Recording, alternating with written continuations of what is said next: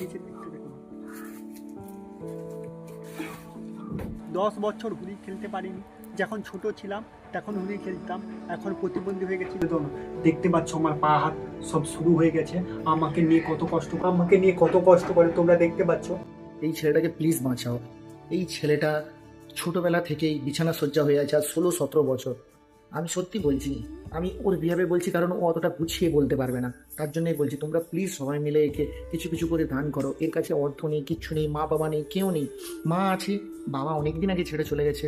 যে মা আছে সে না বুঝতে পারে, কিছু বলতে পারে। দাদু দিদা আছে, সেও একদম মানে কি বলবো, বয়সের শেষ মানে অবস্থায় চলছে।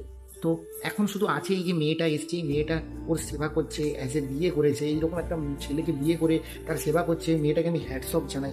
প্লিজ তোমরা প্লিজ সাহায্য করো একে, যা যেরকম পারো সাহায্য করো, যাতে এই ছেলেটা নিজের চিকিৎসাটা করতে পারে।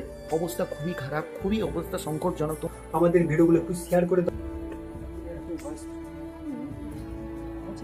এখন হুইলচেয়ার থেকে পিঠে চেপেছি, এখন যাচ্ছি, তোমরা দেখতে পাচ্ছ। আর শেয়ার করে দিবে তো আমাকে কেমন করে ফিল করাচ্ছে তোমরা দেখো।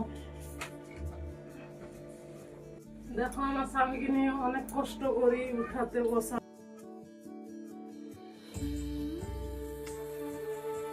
তোমরা প্লিজ একে যত তাড়াতাড়ি পারো সাহায্যের হাত বাড়িয়ে দাও। স্ক্যানার দেওয়া হয়েছে, স্ক্যানার দেখে তোমরা সবাই নিজের নিজের সামর্থ্য মতো 1 টাকা 2 টাকা 5 টাকা যে যেরকম পারো দাও, যাতে এই ছেলেটা নিজের চিকিৎসা করতে পারে। আর যদি কারোর বিন্দু মাত্র সন্দেহ থাকে, তাহলে প্লিজ এর সঙ্গে যোগাযোগ করো এবং এর বাড়ি যাও, গিয়ে এর ভিডিও বানাও। আর প্রত্যেকটা ইউটিউবার, ব্লগার, প্রত্যেককে বলছি, যার মনে হয় এই ছেলেটার সঙ্গে দেখা করে ভিডিও বানানো উচিত, তারা যাও, এর পাশে দাঁড়াও আর ভিডিও করো। এইটুকুই আগ্রহ তোমাদের কাছে রইল।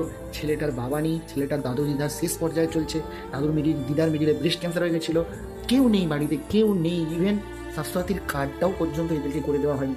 প্লিজ ইউটিউবাররা, যার মনে একটু সন্দেহ লাগবে, যোগাযোগ করো আর এর কাছে যাও, গিয়ে আসল ঘটনা তুলে ধরো।